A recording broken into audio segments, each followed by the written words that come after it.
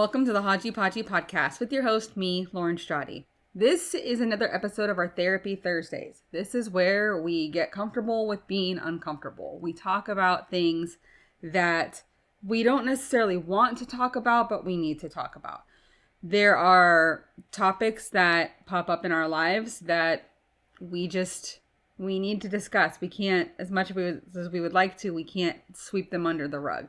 This one in particular, because if we try to, it wouldn't be good for us, or if you have children, it wouldn't be good for your children. This is about raising kids while dealing with your own childhood trauma or trauma you've dealt with in the past, whether it be as a child or as an adult. I have had it's not the privilege, definitely not the privilege, but I have had the experience of dealing with both childhood trauma and trauma as an adult that has definitely affected the way I raise my kids. I have two kids, a boy and a girl. And their upbringing, thank goodness, is completely different than my upbringing. But my upbringing does rear its ugly head sometimes. So we're going to talk about that because I know I'm not the only one that has dealt with that. I have friends that have had childhoods similar to mine, and they are raising kids going through the same thing. They have learned from their parents' mistakes what to do and what not to do. And I have my sisters who also didn't have wonderful childhoods either. So we're going to talk about, this is going to be kind of a different episode. I do have some notes, but I don't have, and it's kind of a roadmap, but I'm really just speaking from my heart this episode. I know I always do, but this is less scripted this week because I wanted to try and have faith in myself that I could do this and not have everything written out for me. But I also just feel like it's better when I do that. Like when I did the Stay Revisited, that part that I added in the beginning was all just me. I didn't have any notes at all. It just came from my heart. So I want this episode to be the same, see how it goes. Plus, we will probably revisit this as well. I want those of you who listen to this to take the time to think about what I've talked about here and share your advice. If you've realized that you've had childhood trauma or different traumas that have affected how you raise your kids, and you have found solutions that truly help you and I haven't talked about them, I would really like you to reach out to me and tell me those, and I will do a separate episode on those. Or if you want to just say, like, I experienced all of these things growing up or these things as an adult that affected the way I raised my children. Can you talk about these things? I want you guys to let me know what those are. And you don't even have to have kids. If it's just like, that when you do have kids, this is going to be something that comes up. Or if you're hesitant to have children because you're like, I have dealt with all of this stuff as a grown-up. Or as a kid, how am I going to raise a child and not completely F them up? I'm scared. So if that is something that you're worried about, then I want you to reach out to me and tell me that. And we'll do another episode about this again, talking about these different issues. But we're going to start with a little more background about me. I have talked about it before, but if you are new here and haven't listened to any of those episodes, I grew up in a household that wasn't always very safe. And it's so funny. My sisters and we grew up with the same mom. We have different dads. My sisters are 10 and 15 years older than me. They had their dad who passed away tragically in a car accident when they were young. And then my dad was a raging alcoholic that was in and out of my life until I was 7, and then he disappeared for 10 years. So he was also abusive. Then we had our mom that both my mom and my dad had their own childhood traumas, their own issues. My dad definitely, he fought in Vietnam. He had PTSD from that. My mom had her own stuff from adulthood as well. So it was two people with all this trauma, not dealing with it, raising children. And it wasn't the safest childhood. There was always something going on. There was always some sort of issue. And then once my dad left and we kind of moved on from that, my mom found my stepdad. My stepdad was verbally abusive and manipulative and was not a kind man. So there was never a whole lot of safety in my home. And my sisters, like I said, are older than me. And they had a completely different childhood than I did. So like with my kids, they're going to have a fairly similar childhood. Knock on wood. But so far, they've had the same mom. Like, I've obviously changed throughout the years. I've learned from my mistakes because I've definitely screwed up. But I love them the same. I'm there for them the same. It's the same for them. They have the same mom. With my sisters and myself, my oldest sister had a different version of my mom.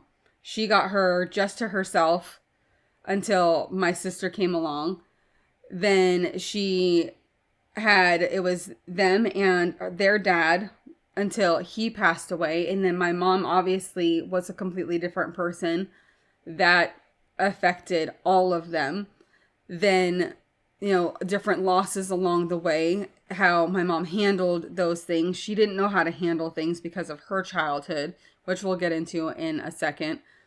So it's just, and then my other sister, who is the middle child, was always trying to keep the peace.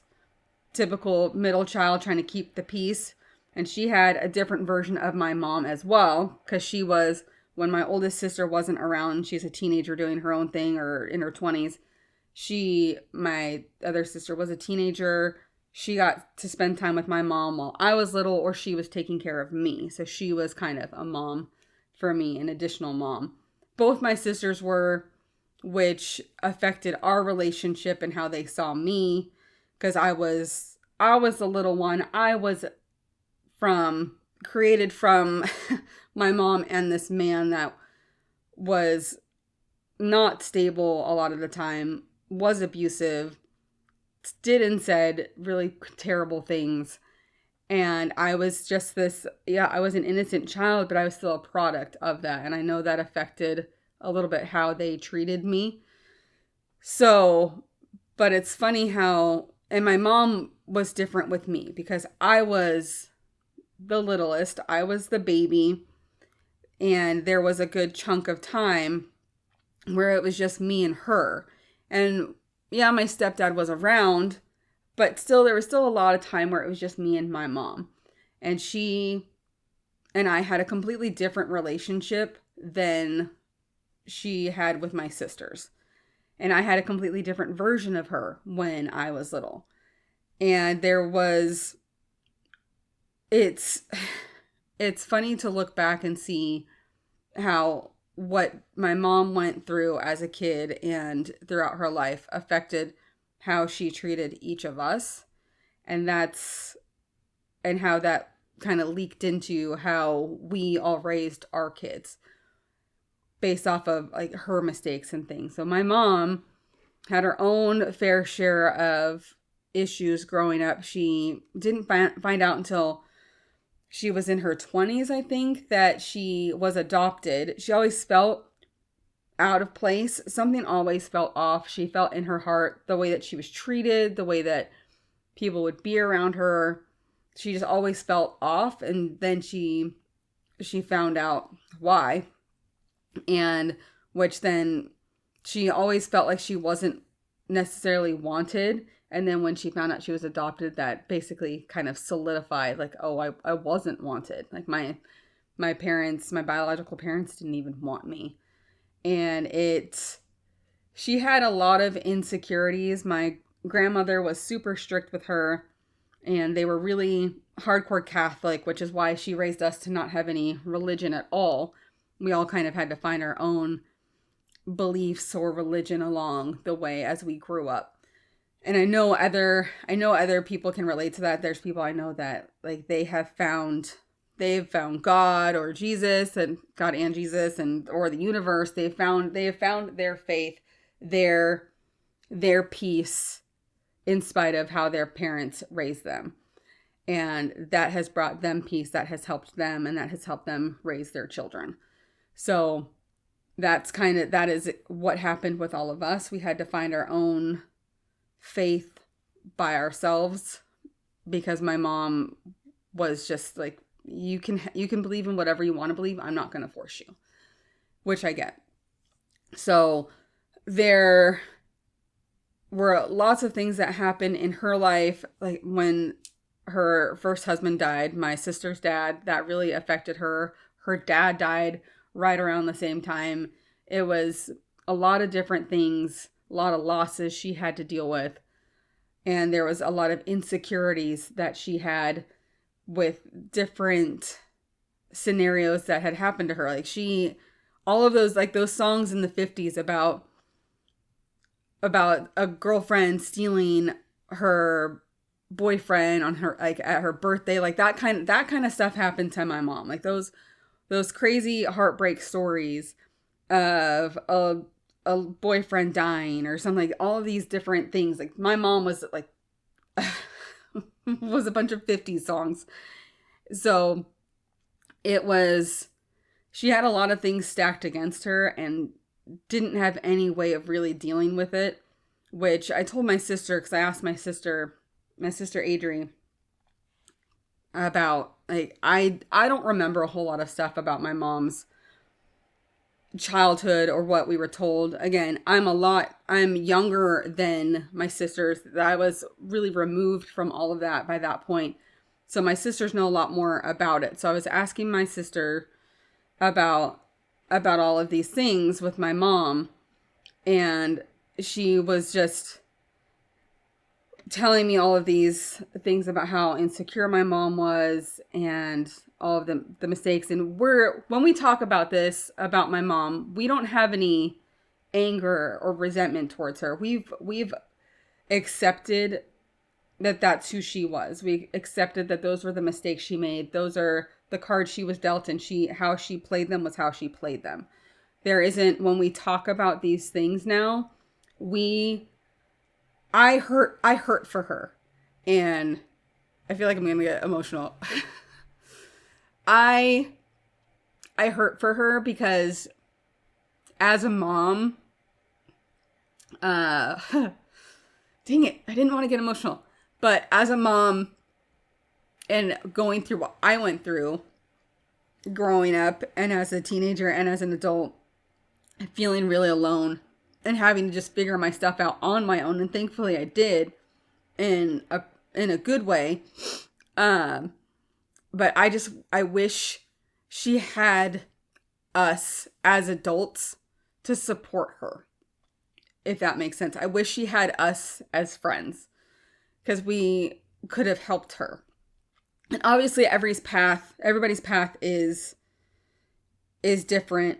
Her path was to be this way and was meant to be this way to make sure that our path was different, if that makes sense. So we have all learned from our parents' mistakes. I've learned from my dad's, and I've learned from my mom's. And I am the woman I am, the person I am, the parent I am, because of those mistakes that I've learned from her, and because of what I've learned from everything I've been through. But it still hurts me to see it from a removed perspective. I see everything, like my sister was telling me all these different things, and I'm not going to get into all the details, but it was bringing back memories like, oh yeah, like she went through all of this stuff. And it's just, I know how alone she felt. Like I could feel the struggle that my mom went through. And I could feel her insecurities because I have those insecurities. She gave them to us, unfortunately. And I don't, there's not a competition, but I feel like I have like the worst insecurities ever. And it's been one heck of a struggle trying to get through them. And I know that she passed that on to me. But I still feel like I wish that I could have helped her. As who I am now, as who my sisters are, like if she had us as sisters or friends, she could have led such a better life. And I know she led the life that she did, again, to help us. And then to help us help our kids and so on. But it still kind of hurts. Like when my sister was telling me all these things, like, I wish I could have been who I am now for her back then. Or even when she was, even years ago, when she was still alive and I was an adult, I wish I could have been better and had more empathy and sympathy for her and her struggles instead of I just wanted my mom. That's where I was. I wanted my mom, and that's all I saw her as my mom, and I didn't see her as a person or a human that struggled too, that made mistakes. I had missed my mom for so long that whenever I needed her and she was more human than my mom, if that makes sense, it made me upset. And I wish that I would have understood then what I know now, that she was struggling too. She was just trying her best. So that's what I have to remind myself with my kids when I make mistakes. Like, I'm trying my best. I am struggling, but I'm still here for them. I am trying my best. And that's something that and it's something that it's not for nothing. It's not meaningless. The fact that you are aware that you're struggling while dealing with trauma that you've had in your past is a huge part of raising your kids when you've dealt with these things. Being aware of those things helps you get past them, helps you be a better parent. And one big thing is you are going to completely F up as a parent. There is, whether you've had trauma or not, but specifically, and especially if you've had childhood trauma and you've had parents that weren't there for you or did things wrong, however you want to say it, like, you are going to screw up. You are going to have, it's like, sometimes my mom I feel like I am my mom, and I will say or do something that my mom would have said or done, and I go, what the heck? Like, that's not who I am. And it's just like, and so most of the time I stop myself before I do it, but it's almost like, especially if my kids are I feel like they're being ungrateful about something, like, I'll say something to them, or I'll want to say something to them to make them feel crappy because I would have given anything to be living their life instead of the life I had as a kid.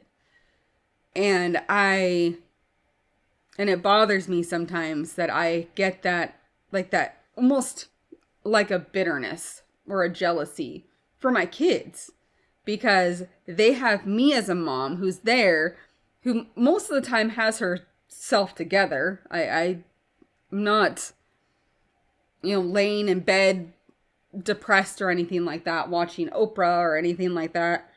My mom had those days. So sometimes when my kids are complaining about things, I have gotten a lot better at it. I'm way more self-aware than I used to be. And that's the thing, is that you have to be really self-aware with your kids, that, and I used to get really upset with them. Like, do you realize how good you have it? Like, your mom is here. She's not drinking. She doesn't smoke. She's not wrapped up in all this other crap. She's not going to abandon you. Your dad's here. He's not going to abandon you. Like, and I sometimes would get upset at my kids for not realizing how good they have it. But then I think they do have it good and they deserve to feel safe. They don't know anything. They know because I've sat down and I've explained to them how my parents were, but they don't know, nor do they deserve to know what that childhood was like. It is not their fault. It is not their burden. It is mine. It is my job to break that generational curse, to break that pattern. And I have to do that. So I do mess up, or I have, and I'm sure I will. My kids aren't even teenagers yet, so that's a whole nother thing we'll get into. But I make sure I apologize to them when I screw up. That is a huge thing. I don't know if my mom ever apologized for anything that she did or anything that my stepdad did or anything like that. I can't remember my mom ever saying, like, I'm so sorry, I totally effed up. Or I'm so sorry that I married this terrible man after leaving your dad. I'm sorry you aren't in a safe home. There was never anything like that. So I make sure, and I do apologize to a fault. I am one of those people that you could mess up. You could run into me at a store, just like knock into me, and I'll be like, oh, I'm sorry. Because it's just, and I know, I try to work on that, or when I get into an argument with my husband, and I know I'm not one of those women that you see on the reels and all the memes, like where, oh, the woman doesn't apologize, or, if happy wife, happy life, just, if you're right, it doesn't matter. Like I apologize to a fault when I mess up, and I make sure that my kids know, and I explain it to them that, because my kids are, your kids, right? If you don't think your kids are going to understand what you went through as a kid, then don't explain it to them. My kids have that maturity where they understand it. So I will explain to them, like, listen, I freaked out, or I lost my marbles right there because of this. And I'll explain to them, like, I'm so sorry I've been like this lately. I'm dealing with this, or back, it made me feel like when I was a kid, like when my son gets upset with his video games, he'll get really, really upset, and he'll kind of freak out a little bit and get extra. My husband would do that too when he would play video games or watch football or whatever, and it heightens my anxiety. And my husband has never, nor will he ever, be violent towards me. My son is the same. Like, it's not, but when they get uppity like that, my anxiety level goes up, and I don't like it. And it reminds me of growing up in an unsafe home, because my dad and my mom would fight in front of me when he was drunk, or my stepdad didn't even have to be, and it would be a yelling fight between me and him and my mom, and cops would get called, or there were always holes punched in our walls or doors. There was always some part of the house that had a fist like punched somewhere. There's always a hole somewhere in our house. There was always something that made me feel unsafe. So having to do with men. So when my son or my husband get really uppity, like, I don't like football anymore because of how intense both of them get now when something's happening in a football game. It makes me feel unsafe, and I've worked on it, and it's gotten, I know they're not going to turn violent or anything like that, but it's like, it's just an instinct thing where I just want to clam up and be small and hide and go away. And I don't like it. And it makes me literally want to hide. And I've become aware of it. And I know that that's And they know too. They know that they need to react calmly, that they can't react like that, regardless of how I feel. They need to control themselves as well. And I think that I think it's important that my son learns that self-control now. And I am teaching him that self-control because of what I experienced as a kid, not having people that don't have self-control around me all the time.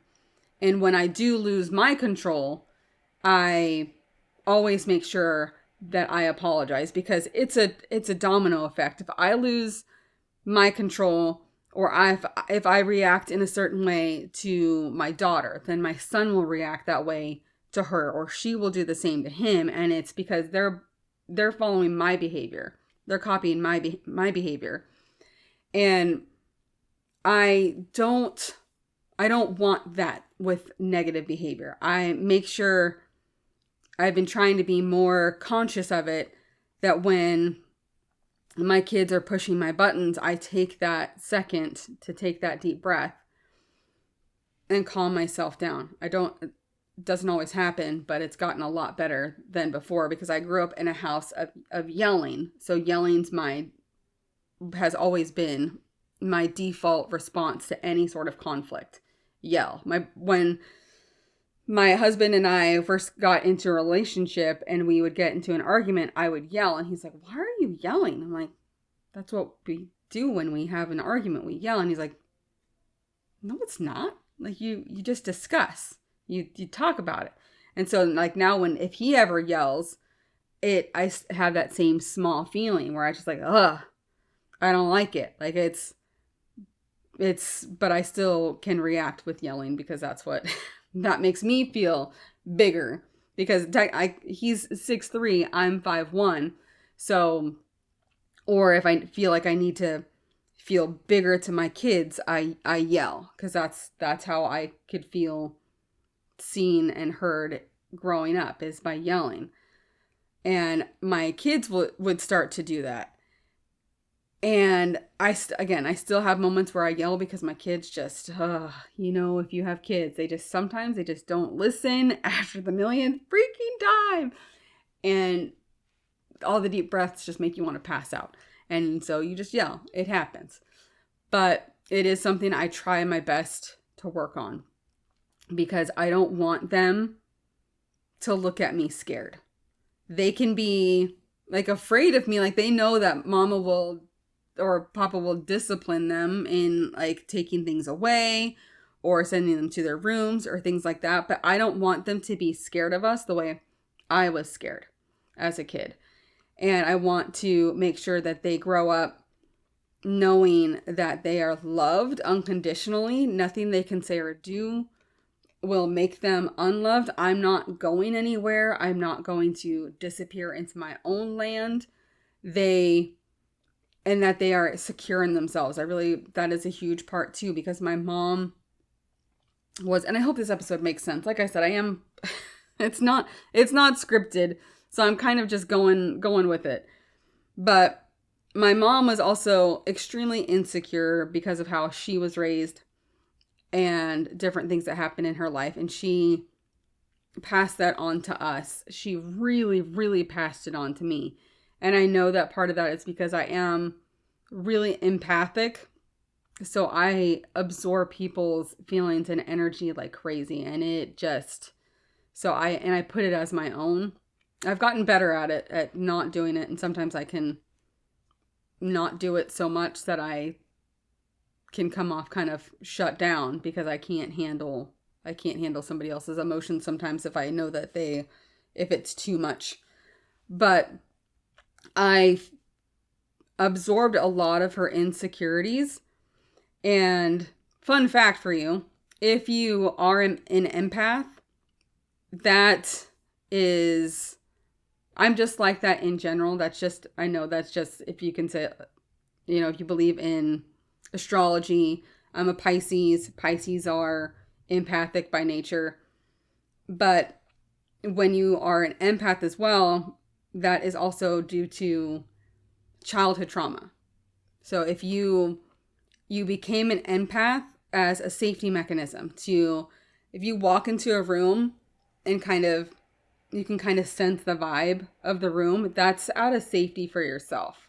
Or if you can pick up on different vibes from people and you've had childhood trauma where you didn't feel safe as a kid, that was something you developed as a safety mechanism to try and feel people out, to make sure that it's safe for you. So I've learned that was something that a guy on YouTube that I follow, Aaron Doughty, he is, if you're looking to try and improve yourself and your self-worth and become like a better version of yourself, Aaron Doughty on YouTube is like, he was one of those people that got me into meditation and helped change my life. That he brought that to my attention, that you may just be empathic because that's who you are, but it also has to do with childhood trauma that you've gone through, because you needed to know and feel out each person to know it was safe. And you could say or do the right things to not set them off. So that was kind of a shock to me, because I feel people and I feel things before they even feel them. And it's been hard because that's a lot of weight on somebody to feel. So if that's something that you've dealt with, you just kind of have to, I know it's kind of a random off topic, but it's, if you've dealt with childhood trauma, this is something that does truly help. You kind of just need to close your eyes and picture like this bright golden shield around you and just like protect your own energy. And that is okay. Like, you can still have sympathy and some empathy for people, but you don't have to absorb it into yourself. And that will help a lot with just your life and with raising kids. So that was one thing that I did want to mention, that because that was something with my mom. I know that I absorbed a lot of her negativity and her insecurities. And so I've learned to try to block that stuff out as best as I can to protect myself from that, and to teach my kids that as well. I think that's really important, to feel for other people, to have sympathy for other people, but not to literally absorb that energy of theirs, because that can really, really make you feel like it's your own stuff when it's not. So, but like my mom with her insecurities, like I said, I struggle a lot with mine. I need to try and reword that. I need to put that in the past. That's something that we also, those of us with childhood trauma or traumas that we've dealt with, we have to stop identifying with those things. I'm still learning how to do that. I have said so many negative, terrible, horrible things about myself over the last 3 years specifically, that I have to, and my brain is now wired that way. So I have to literally rewire my brain to think different thoughts about my insecurities. I cannot identify with them anymore. You can't identify with yours anymore. If you feel like you're not good enough, you have to stop telling yourself you're not good enough. You know that it feels unnatural. It's not who you are. You have made it this far. You are, especially if you're a parent that's struggling with kids because of what you went through as a kid, you have to know that you have learned from your parents. Say, I am not my mom. I am not my dad. My kids will know that they are loved unconditionally. They will never feel this, or this from me. They will never feel that from me, because I felt that and I don't want them to feel that. You have to acknowledge what happened in the past, but not feel it anymore and not identify it with it anymore. So I like with my insecurities, and that's why I do these episodes for me too, because I keep saying my insecurities. I'm so insecure, blah, blah, blah. Like, then if I keep saying that, then I'm going to keep being it, right? I'm going to keep feeling that way. But if I say, no, I'm no longer that way. I am my ideal version. Of course, I'm going to make mistakes like everybody does, but I'm the version of me that I want to be. And then I will become that, because that's what I'm saying, instead of all of the negative things that I've been saying. So that's something we have to retrain our brains when it comes to, like, I'm a victim of this. This happened to me when I was a kid. I'm a victim of this.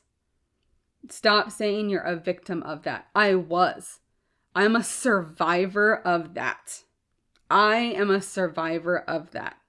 Change your words to feel more powerful instead of more of a victim, if that makes sense. Like, I grew up without a dad. I had major daddy issues. My stepdad was terrible. My brother-in-laws were not great either. They're better now, but I did not have a good, solid male in my life to make me feel safe ever. That wasn't my brother-in-law John was more so of a dad than my stepdad was, but he still said things to me that messed with my brain for a long time, that made me insecure.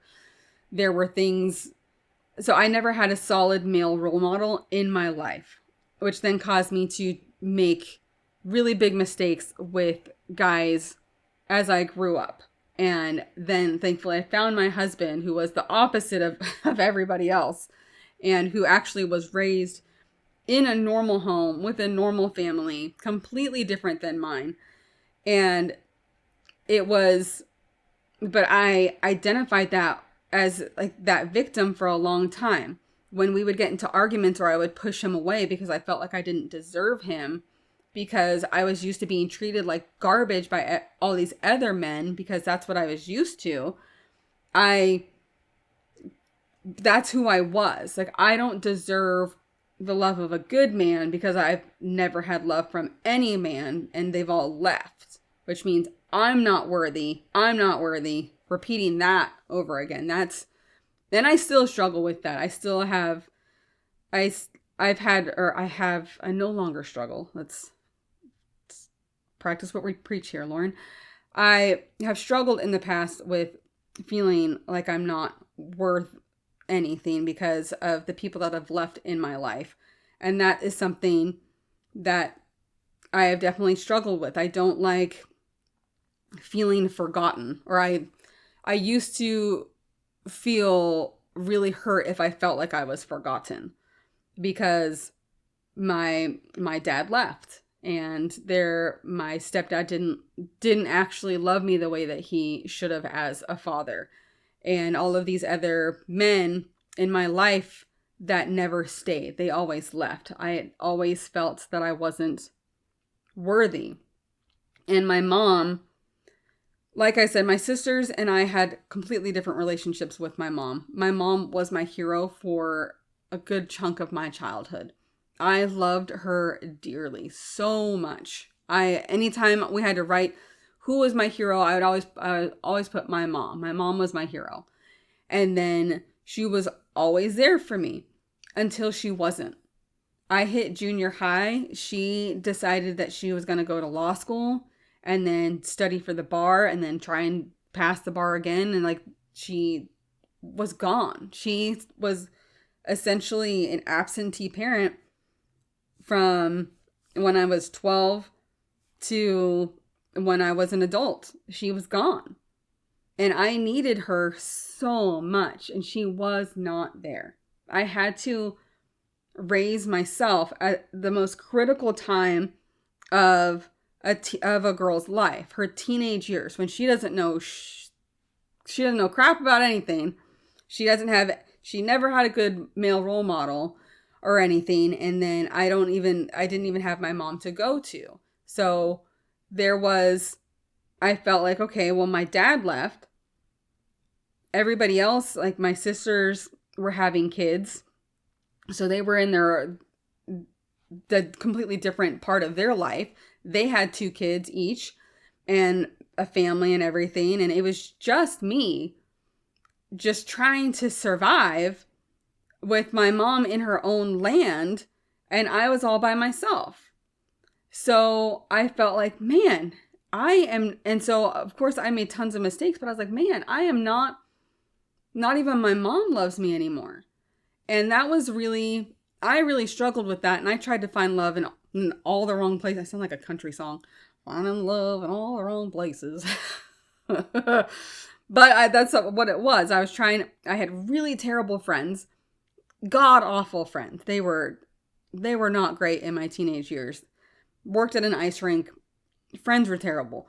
I had a couple of good guy friends, but even still, I was on my own, and it felt like nobody actually truly loved me. And that took a really long time to get over, because I didn't have anybody to teach me or to tell me, love yourself.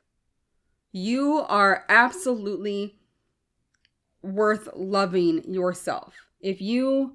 Nobody taught me that if you love yourself, others will be drawn to that. And it has nothing to do with, and they're not loving you, and their issues that they have are on them, but you have to love yourself, because you will draw the right people to you if you truly care about yourself, and just let all of the expectations of other people go and just love yourself. And I had to figure that out on my own. And that's really hard to have, be a teenager and a young adult trying to figure all these things out on your own. But I know I'm not the only one that got through that. I know friends of mine that have gotten through that. My sisters have. And that's why I'm doing this, to teach you guys that it is possible, that you are worthy. You don't need, I know I'm telling you that you are worthy, but you don't need me to tell you to know that. You were created by whatever you want to believe, the universe, God, whoever. You were created here and put here for a purpose. And you are made of love. And that is something we have to teach our children, that because they will make mistakes. They will beat themselves up. They will come into contact with crappy friends or kids that bully them, that make them feel small. And they have to know that no matter what anybody else says, you are so loved and so worthy. And I know I didn't have that. I had what my mom told me was, when I was doubting how I looked and I felt ugly, she said, Lauren, if you or your sisters were ugly, I would have drowned you in the bathtub like kittens. That was what she told me, to tell me I'm pretty and that I'm not ugly, is that if I was ugly, she would have drowned me in the tub like kittens. And that was not the first time. She said that multiple times. I'm not sure why that was her default saying for those things. So we have to learn from our parents' mistakes and not let go of the fear that you're going to become your parent. Sometimes it'll happen. Sometimes you'll slip up and it'll feel like they've entered your body and you're like, what the heck? But as long as you realize what's happening and you're honest with yourself and you're honest with your kids, you're going to be just fine. You just have to be aware of things that might trigger you, your kids seeming ungrateful for something or an argument happening. You have to just kind of prepare yourself for different things, like when kids are being teenagers, if they're disrespectful to you, just remember how you were back then, and just what did you wish you had more than anything back then. Like I hope to God my kids turn out to be good teenagers and don't just completely just go insane. It is a genuine fear of mine because of how I was as a teenager. But what did I need more than anything? What caused me to be the way I was when I was a teen? My mom wasn't there. Okay, well then be there for your kids. Don't be afraid to have the hard conversations. Don't be afraid to apologize if you've lost your S. Don't be afraid to be honest with your kids. That is a huge thing that I have learned. And some people say like, wow, like they don't need to know that, Lauren. They don't need to know that certain thing. Like they need to know. They need to understand where I'm coming from so they realize it's not them. Mama's had some struggles. I've been through some things and I screw up sometimes. This is my first time parenting kids. Like I haven't done this before. So I'm learning and trying to do my best. I'm learning from my parents' mistakes. I'm learning from all of these different things. So I need to be honest with them. And you need to be honest with your kids. They appreciate that. And what's going to happen is they will be honest with you. And especially when it counts, especially when they're older, when they might feel like they need to hide things from you, make sure that they know that they don't have to. We always tell our kids, you get in more trouble for being dishonest and lying than for actually telling us the truth. Like you might get in some trouble, but if you lie to us and then we discover it, it's a whole nother thing. You cannot lie to us. Know that no matter what, we love you and we are always here. That is a huge, huge thing for I know for me and I know for my sisters. We just wanted our mom.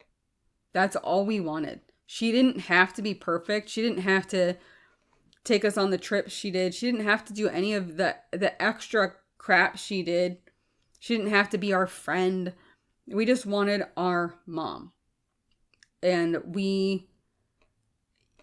even with all of her flaws, like we didn't care. We loved her. We wanted our mom.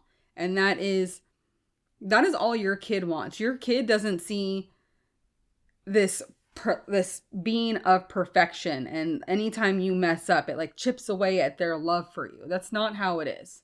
They just want their parent to know that you're there, to know that you love them no matter what, and they love you. Like it sounds simple because it is, but it's just you need to make sure that you keep that in mind when you feel like you're failing as a parent. Like they just want you. And if you feel like, wow, I've had a really crappy week, I've lost my crap on them so many times, I've sat down with my kids and like, listen, I'm so sorry that I have not been the best version of myself this week. There's been some things that I've been going through or some things that have come up from my past that I'm struggling with. And I'm so sorry. And they understand. And I explain to them, like, when I did this and then you did that because of how and just explain it to them. Kids are way smarter, I think, than a lot of us give them credit for. And I think that as long as you have that communication with them, you'll feel like you're failing less and they'll feel like they're loved more, if that makes sense. So I know it's kind of tough going through. Different things will pop up with kids that will bring your different traumas up. You just have to kind of be aware of what triggers you, reacting, like what's going to make you react to something.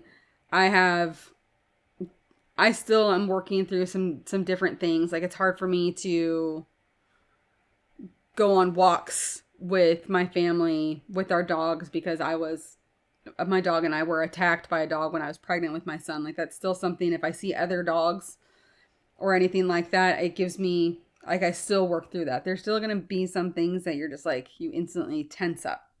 It brings you instant anxiety. Just best thing you can do is be aware of it.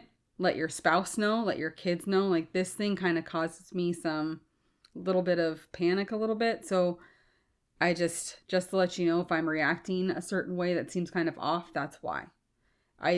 We have to let the shame go and stop feeling shameful for what we've been through and use it to help us become better parents. So, and it's funny, I do want to mention before I wrap this up, I know this wasn't scripted, and if it was rambly, I do apologize. I just kind of wanted to just come from my mouth and not from the page. I just want to mention for my mom, I feel like my mom deserves this. She did have struggles. She did do a lot of things wrong, but it's funny, I had a conversation with a friend of mine, and she said the best parts of her childhood were with me. And she loved my mom, and my mom was so kind and had the biggest heart, and she remembers nothing but good things about my mom. And my sister said her friends say the same thing. And it's so funny because when your parents are gone and you're raising kids, a lot of and you're being reminded of all the negative things and the mistakes that your parents made that you're trying to make sure you don't make with your kids, all of the good things kind of fade away. But then you have somebody like my friend Jamie who said, like, your mom was so kind and was this and that, and my sisters, her friends had the same memories. It's like, it wasn't all bad. Like, I loved my mom so, like, she gave me the good too. It wasn't all bad. So I think it is important, especially for those of us who don't have our parents anymore, that we try and remember the good things as well and try and incorporate those things. Like, my mom was pretty honest with us a lot of the time, probably too much so, but she also disconnected at the same time. She also was super focused on her own stuff. By the time she got to me and I was functioning fairly well on my own, she stopped parenting, and that's a big chunk of what I remember. But then I have somebody come in and say, your mom was great. Like, you know what? There were times where she really was awesome. She made me laugh, and we were the best of friends for a lot of years. And I miss that. And I want to make sure that I'm still a mom for my kids, but I'm also there for them as they grow up, as a friend. Like, they know me as mama first, but they also know that I'm there for them in every way that they need me to be. So it was nice getting that little reminder that it wasn't all bad. She wasn't all the flaws that seem to be brought out more as I raised my kids, because I wished I was raised that way. I wish I had the love that I give my kids. And it hurts me that I won't experience that again because she's gone now and my dad's gone. But all I can do is love my kids the way that I wished I was loved, and know that I wouldn't have been able to do all the things and raise the type of kids that I am raising without everything that happened to my mom, without her raising us the way she raised us. And I'm blessed for that. I'm blessed that she chose an extremely difficult life path and made those decisions so that we could make better decisions. And that's how I have to think of it. Like, holy crap, my mom was so and I'm sorry if this turned into like a whole like about my mom episode, but she was my main parent. So, and I'm a mom, but I truly believe that people choose their life paths, and the version of my mom that we got in this life chose to go through all of these hard things, these terrible things that she went through, and raised us in this way to make sure that I raised my kids differently, that my path was different, that I grew into a woman that I could be proud of, that she could be proud of, and to raise kids feeling the love that she wished she felt, that she wished I felt, that I wished I felt. And they will never have to experience what her and I did. But man, was she strong for choosing that path and for making that sacrifice for us, for my sisters and myself, so we could grow and become good parents and good people and raise our kids differently, the way that she deserved to be raised and the way that we deserve to be raised. So I think that if you start to feel anger towards your parents that made mistakes, that whether they were abusive, whether they were gone, whether they were super selfish and involved in their own things, and I know this can be hard, but if you've learned from their mistakes, thank them. Thank you for choosing that life, that path, that difficult path before you came down here. Thank you for choosing that path to teach me to walk a better path, to help my kids walk a better path.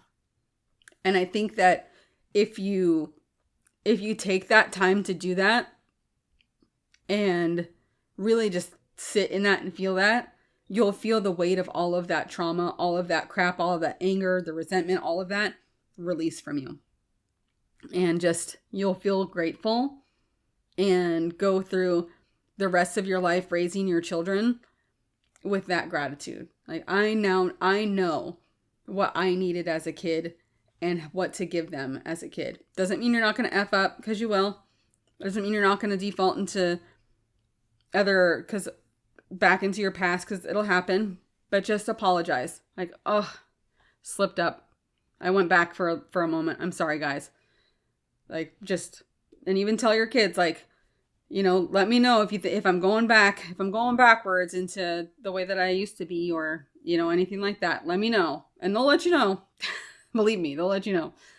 So, but just really just thank them, because they've helped you become a better parent, and that they loved you enough to take that hard path so you wouldn't have to, and so your kids wouldn't have to. And I know that can be kind of hard to grasp, because especially if you're still holding on to that anger or resentment, but we all choose our own paths before we come here. And I know my mom chose that, and my dad chose that for me, so I could grow from that and be strong and raise my kids to be strong. And so annoying that I got so emotional doing this. I didn't want to. But just know that if you went through any of the stuff that I went through, if you were abandoned, had an absentee parent, abusive parent, I had all of it. If you went through that and you're struggling with raising your kids, just think about how, if they were raised differently, if they were raised with more love, if you were raised with more love, how would you feel? And just give that to your kids. Give that love to your kids. Give that peace to your kids, and let them know, like, you know what, again, be honest with your children. Let them know what your past was like, and explain to them, because kids are way smarter than we give them credit for. And if you just explain it to them in a way that you know they'll understand, it'll make parenting a whole lot easier. And honesty goes a long way. For asking for forgiveness goes a long way. So with that being said, I hope this was helpful. I'm so sorry I got so emotional. I really felt all that. But I really hope that, and I'm sure I missed things because I just kind of left my notes all alone, didn't pay too much attention to them. But if you are struggling with anything like that, and you're like, man, I feel like I'm failing as a parent or a person or whatever, please, like, this is a judgment-free zone. Contact me. I will not judge you. I will unconditionally, to a fault, love people. So I will take you in, and I will sit there and listen to you talk, and I will comfort you if you need. Just don't be afraid to reach out, and just know you are doing an amazing job with everything that you've been through in your life. And your kids, you are amazing, and your kids are going to turn out amazing. Just as long as you keep being there for yourself and for them, that is the biggest thing that you can do. So next episode is going to be Menagerie Monday. Obviously, hopefully I won't cry during that one. But I hope this episode really helped you guys. I feel like it helped me. I had a few realizations during it. So I will see you guys on the next Menagerie Monday episode. Have a great week, you guys. Bye.